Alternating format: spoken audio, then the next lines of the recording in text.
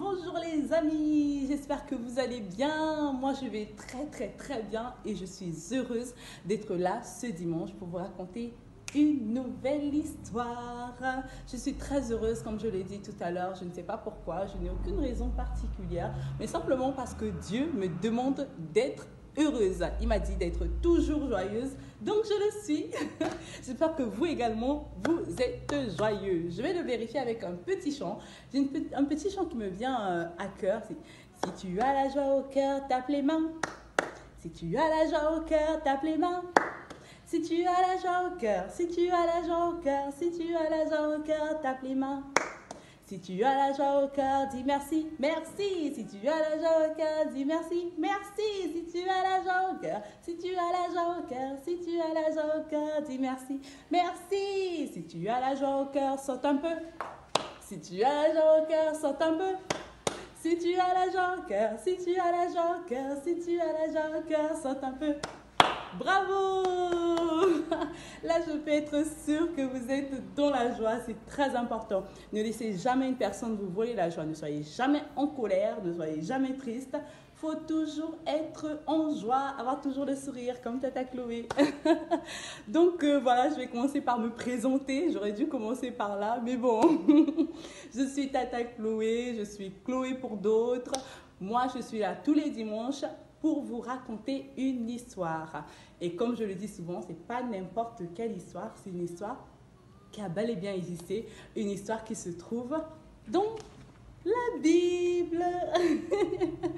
Donc voilà, mais avant toute chose, vous savez, moi je prie toujours. Comme je vous l'ai dit le dimanche passé, en toute chose, quoi que vous fassiez, il faut toujours inviter l'ami fidèle, Jésus-Christ. Et si vous l'invitez toujours, vous verrez que vous ne serez jamais déçus. D'accord? Donc, nous allons passer à la prière. Nous allons parler à notre Jésus-Christ, à notre Dieu, et lui demander de venir prendre le contrôle de ces moments. Amen. Donc, nous prions. Seigneur, je te bénis, je te dis merci pour ma vie, je te dis merci pour la vie de mon ami qui est en train de me suivre actuellement. Je voulais simplement t'inviter à venir participer à ces moments avec nous. Nous voulons te demander au Père de prendre le total contrôle. Viens contrôler nos pensées, viens contrôler toutes les paroles qui sortiront de nos bouches au nom puissant de Jésus-Christ. C'est ainsi que nous avons prié et nous disons Amen, amen, amen, amen. Donc voilà, aujourd'hui je vais vous raconter une histoire qui s'intitule L'arche de Noé. Je suis sûre qu'il y en a, la majorité, ou peut-être pas, qui connaissent l'histoire. Elle est tellement racontée. Et pour d'autres qui n'ont jamais écouté cette histoire, bah, vous allez la découvrir avec moi. On va ensemble la découvrir. Donc comme je disais, l'histoire s'intitule L'arche de Noé. Qui est Noé? C'est quoi l'arche? Qu'est-ce que l'arche veut faire dans le décor?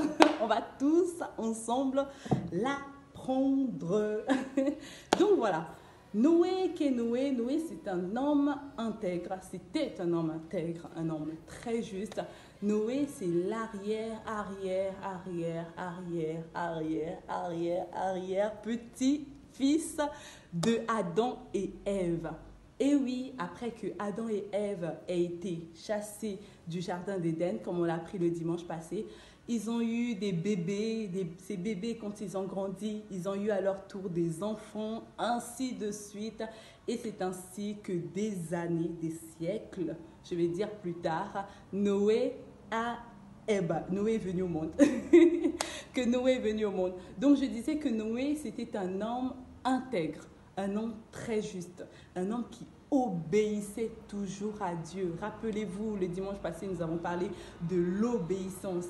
Noé, c'était quelqu'un qui obéissait à Dieu, qui faisait toujours ce que Dieu lui demandait. Et ça, c'est quelque chose de merveilleux qu'il faut toujours faire.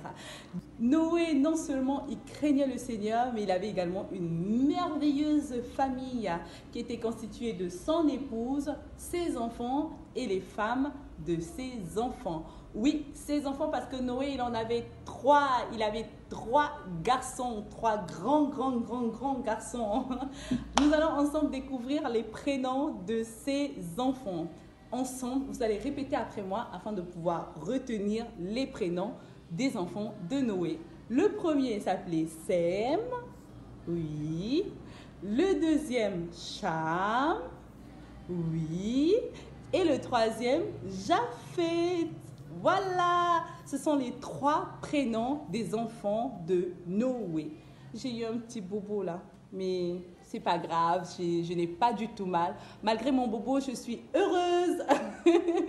Il faut toujours être heureuse, les amis. Donc voilà, nous avons ensemble découvert les prénoms des enfants de Noé. Donc, le dimanche passé, nous avons appris que malheureusement, Adam et Ève ont péché et ont été chassés du jardin d'Éden. Et à cause de Adam et Ève, parce qu'ils étaient les premiers hommes sur la terre, à cause de tous ceux qui naissent, tous ceux qui viennent, tous ceux qui sont nés d'Adam, sont automatiquement des pécheurs. Ils pêchent dès la naissance. On n'apprend jamais à un enfant, à un être humain de mentir ou de voler parce que c'est inné, c'est une nature. Et heureusement que Jésus est là pour nous aider à ne plus pécher, les amis, n'est-ce pas? Mais au temps de Noé, malheureusement, il y avait de plus en plus de méchants. Les gens, ils continuaient de désobéir à Dieu comme Adam l'avait fait auparavant. Et le nombre ne faisait que s'accroître. Et Dieu était très triste et en colère. On se souvient, on l'a dit le dimanche passé, que Dieu n'aime pas quand on pêche. Il n'aime pas quand on lui désobéit. Ça afflige le cœur de Dieu. Il ne faut pas le faire, les amis. Donc, dans le temps de Noé, malheureusement, les êtres humains n'arrêtaient pas de pécher. Ils n'arrêtaient pas de commettre des meurtres. Ils n'arrêtaient pas de mentir. Ils n'arrêtaient pas de voler. Au point où Dieu a regretté d'avoir créé les êtres humains. Vous imaginez? Dieu a regretté tellement les hommes, ils faisaient n'importe quoi. Tellement les hommes, ils étaient méchants, ils avaient un mauvais cœur, ils faisaient du mal. Dieu, il a regretté d'avoir créé l'être humain. Et c'est là où Dieu a décidé de détruire tous les êtres humains. Vous me demanderez, mais Tata Chloé, comment ça se fait que Dieu a décidé de créer tous les êtres humains et qu'aujourd'hui, il y a encore des êtres humains? Bien sûr, c'est parce que Noé et sa famille ont été épargnés. Oui, Dieu épargne toujours les justes, les amis. Si vous agissez bien, Dieu, il vous épargnera toujours du mal. Il ne permettra jamais que le mal vous arrive. Et c'est ce qui est arrivé avec Noé et sa famille. Dieu a demandé à Noé de construire une arche. Oui, un très grand bateau pour les épargner du malheur qui allait s'abattre sur la terre. Parce que Dieu avait décidé de détruire la terre en envoyant une grande pluie qui allait tout emporter. Et Dieu a donné des instructions bien précises parce que ce bateau était très particulier. Il n'allait pas être comme tous les autres bateaux. Vous savez pourquoi? Je vais vous le dire. Pourquoi? Parce que dans ce bateau, on n'allait pas juste trouver Noé et sa famille. Déjà, dans le premier point, nous notons que nous n'oublions pas que Noé a fait tout ce que Dieu lui a demandé dans les moindres détails. Les moindres détails. Que ce soit la qualité du bois qu'il fallait utiliser pour ce bateau, comment ce bateau allait être, les niveaux qu'il devait y avoir dans ce bateau. Noé a été très obéissant, les amis, à la lettre. On ne l'oublie pas. Et qu'est-ce que Dieu a fait? Dieu a demandé, après que Noé ait fini de construire l'arche, Dieu a demandé à Noé de permettre aux animaux de rentrer dans cette arche. Parce que oui, il fallait également sauver les animaux. Dieu n'oublie personne. Il fallait également sauver les animaux. Et Dieu lui-même, le Créateur, il a donné l'ordre à tous les animaux, c'est-à-dire à chaque espèce, mâle et femelle, d'entrer dans l'arche. Donc, il y avait un lion et une lionne, un chien et une chienne, un chat et une chatte, en tout cas mâle et femelle de toute espèce devaient entrer dans l'arche sous l'ordre du Dieu très haut. Vous voyez comment même les animaux, ils obéissent à Dieu. Alors j'imagine le temps que ça a dû prendre pour que tous ces animaux puissent rentrer dans l'arche. Vous imaginez la tortue en train de venir, de marcher toute seule? Elle est lente comme ça.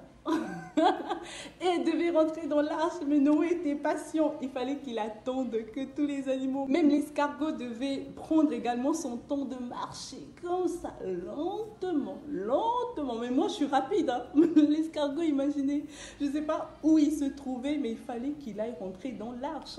Et Noé et sa famille devaient attendre. Vous imaginez le temps que ça a dû prendre? En tout cas, nous devons être patients comme Noé l'est. C'est vraiment une très belle qualité qu'on devrait tous avoir. Et Dieu a également demandé à Noé de faire des provisions. Mais oui, il fallait bien qu'il mange. On ne sait pas encore combien de temps Noé allait faire dans le bateau. Donc, il fallait garder beaucoup de nourriture, beaucoup, pour qu'il ne puisse pas mourir de faim, lui et sa famille, ainsi que les animaux, parce que les animaux aussi, ils ont faim, ils avaient besoin d'être nourris. Donc, c'est le travail que Noé a fait, j'imagine, avec l'aide de sa famille, bien sûr, parce que Noé et sa famille travaillaient en équipe. C'était des personnes très unies. L'unité, les amis, nous emmène à faire de grandes choses, à faire des exploits. Et c'est ce que nous enseigne justement ce travail avec Noé et sa famille. Je me demande quand même comment était ce bateau. Il était sûrement grand pour contenir tous les animaux. C'est sûr qu'il était très grand. Et en plus, en détail, il a fallu que Dieu lui-même, une fois que tout le monde est à l'intérieur, tous les animaux,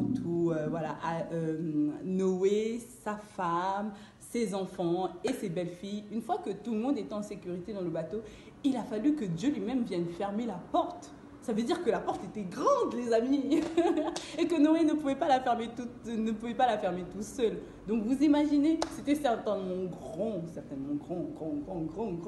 un très grand bateau. Et voilà, le bateau a été fermé et ceux qui ne sont pas rentrés dans l'arche ont malheureusement péri parce que Dieu a envoyé la pluie sur la terre, un grand déluge. Il pleuvait tous les jours. Et cela, vous savez pendant combien de temps? Qui sait pendant combien de temps il a plu sur la terre? Pendant 40 jours et 40 nuits, les amis. Vous imaginez? Déjà, moi, j'imagine pas 2 jours ou 3 jours où il ne fait que pleuvoir. Mais 40 jours et 40 nuits, je n'imagine pas.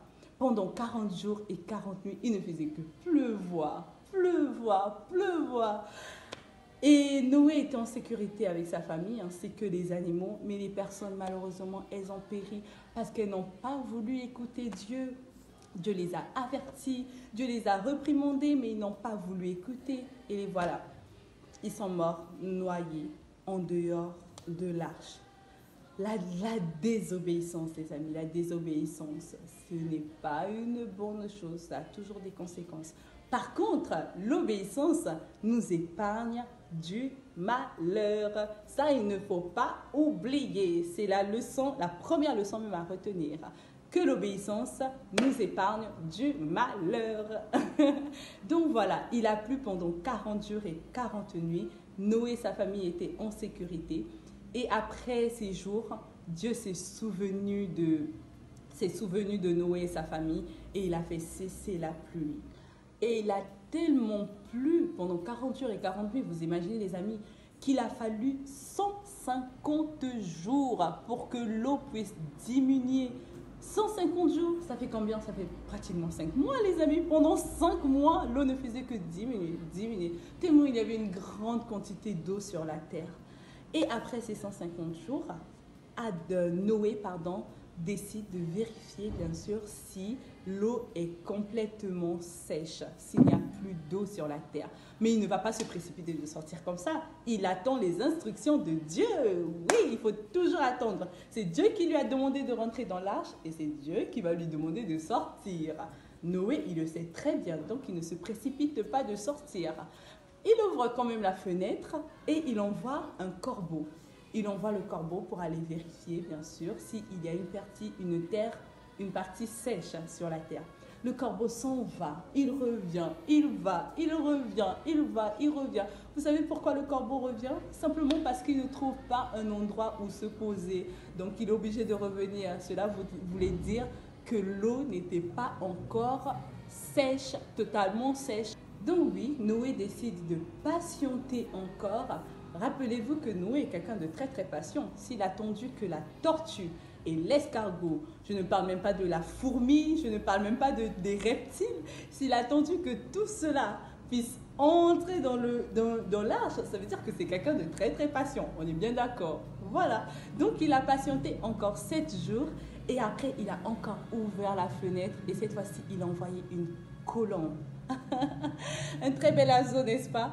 Il a envoyé une colombe qui est partie et le soir, la colombe est revenue avec une branche. Alléluia! Ça veut dire que la colombe a pu trouver un arbre. Et la Bible précise qu'il s'agissait d'une branche d'olivier. Oui, la colombe a pu trouver une branche qui signifiait simplement le fait que la colombe ait trouvé, ça voulait simplement dire qu'il y avait une partie sèche sur la terre. Mais bon, Noé est toujours patient parce qu'il n'a pas encore le allons-y de Dieu. Il patiente encore 7 jours et 7 jours après, il vient encore ouvrir la fenêtre et il envoie une nouvelle fois la colombe. Et celle-ci, elle est partie sans jamais revenir. Ça veut dire que la colombe a trouvé un bon nid où elle allait se poser. Et Noé a compris par là que la colombe a compris par là, que la terre était sèche. Mais il a attendu, il ne s'est pas précipité, il ne s'est pas dit « Ah ouais, la terre est sèche, je vais sortir ». Non, Noé il a attendu les instructions de Dieu, sagement. Et là, Dieu, bien sûr, n'a pas oublié Noé. Il a dit, vous pouvez sortir, ta famille et toi, et tous les animaux. Ah, j'imagine la joie, tous ces mois-là enfermés. Vous imaginez les amis, on aimerait tous aller en croisière, mais imaginez pendant des mois et des mois et des mois, vous êtes toujours dans un bateau sans jamais sortir. J'imagine le soulagement de Noé, de ses enfants, de ses beaux-enfants, de son épouse et même des animaux. Les animaux, ils aiment la liberté, mais ils étaient là à cause parce que Dieu a parlé, ils étaient obligés de rester dans l'arche. C'était certainement un soulagement. Noé était tellement content de sortir qu'il a offert à Dieu une offrande. Et Dieu, il a agréé cette offrande. Il était content que Noé puisse lui offrir un cadeau. Et Dieu était très, très, très satisfait de l'offrande de Noé. Cela réjouissait son cœur. Et Dieu a promis de ne plus jamais frapper la terre de cette manière. Et oui, plus jamais il y aura des déluges sur la terre. Plus jamais. Et vous savez, Dieu a donné un signe pour que nous puissions toujours nous rappeler de cette promesse qu'il a faite. Il s'agit de l'arc-en-ciel. Et oui, l'arc-en-ciel que vous voyez dans le ciel, ce n'est pas un pur hasard. À chaque fois que vous verrez désormais un arc-en-ciel, sachez que c'est une promesse de Dieu faite à l'humanité qui ne frappera plus jamais la terre en envoyant un déluge. Retenez-le les amis et vous pouvez en informer également vos collègues de classe qui ne sont pas au courant. Si vous êtes ensemble et que vous voyez un arc-en-ciel, dites-le leur, dites que c'est Dieu qui envoie ce signe pour nous rappeler qu'il ne va plus frapper les êtres humains, qu'il ne va plus frapper la terre en envoyant un déluge. Alléluia, gloire à Jésus, on est content, n'est-ce pas? Parce qu'on n'aimerait pas revivre cela. Moi, je ne suis pas prête, j'aimerais pas revivre cela. J'aimerais pas vivre cela, parce que je n'étais pas là au temps de Noé, bien sûr. Donc voilà, et Dieu a également demandé à Noé de se reproduire, à Noé et à ses fils, de se reproduire et de se multiplier, de remplir la terre. Parce que bien sûr, dans toute la terre, il ne restait plus que Noé et sa famille. Donc, il fallait qu'ils puissent remplir la terre. Voilà, mon histoire est terminée. J'espère que vous étiez très attentifs, que vous avez bien écouté. Et on passe aux leçons à retenir, parce que c'est ça le but de mes histoires, c'est de vous raconter des histoires, mais bien sûr, vous aider à retenir une petite leçon. Donc, comme je l'ai dit tout à l'heure, la première leçon à retenir, c'est que l'obéissance nous épargne toujours, mais je dis toujours, du danger. Aussi longtemps que nous serons obéissants, sachez que vous serez toujours protégés par Dieu. Il mettra toujours tous les moyens en place pour vous épargner du danger. N'oubliez jamais, les amis, ça, ce sont les avantages d'être obéissant. Et la deuxième leçon à retenir, c'est d'être le modèle de Noé en patience. Oui, les amis, c'est une très belle vertu. Il faut toujours être patient. Papa a fait une promesse, on attend, on ne se précipite pas, on n'est pas impatient, non. Si papa a dit qu'il va faire, il le fera. Et on patiente. Rappelez-vous, Noé a été très patient avec les animaux, Noé a été très patient même après le déluge. On doit également copier les bonnes actions, n'est-ce pas? On doit copier les bonnes actions. Noé est patient. Nous devons également être patients, d'autant plus que Dieu aussi est patient. Noé a copié de Dieu cette patience. Nous également, nous copions cette patience de Noé. Voilà, nous passons à la dernière partie de ces moments qui est le temps de questions-réponses. Donc moi, derrière votre écran, je vais vous poser des questions et vous allez devoir y répondre. Donc, la première question, les amis, si vous étiez très attentifs, comment s'appelaient les enfants de Noé? Bon, déjà, je vais vous aider. Hein? Il en avait 3. Donc, j'aimerais que vous puissiez me dire comment s'appelaient les 3 fils de Noé. Allez-y, les amis.